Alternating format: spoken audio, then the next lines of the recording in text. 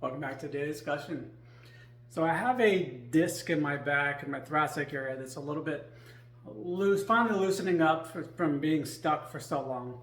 And because of that, it's also causing some symptoms to kind of crop back up here and there, which causes a lot of anxiety and kind of almost immediate want to be panic attacks.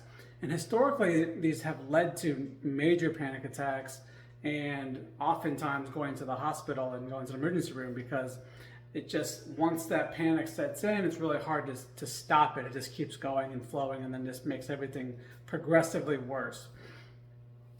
Now, why was I able to kind of stop at this time, and how come I've been able to push through it these last several months or so as this kind of keeps popping back up as we're working with this joint? And that's because I put in so much time into these mental skills. Now, I know I keep harping on this, but that's because these have literally saved my life, in terms of this, and changed the way I see these things happening in my body. Now, like I said, even last night, even though I've been working on these skills, my immediate thought was a panic and anxiety.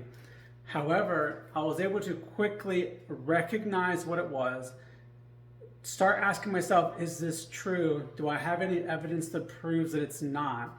And start working backwards to calm my mind down and assure it that, hey, I'm safe, it's okay, let's see what's going on first.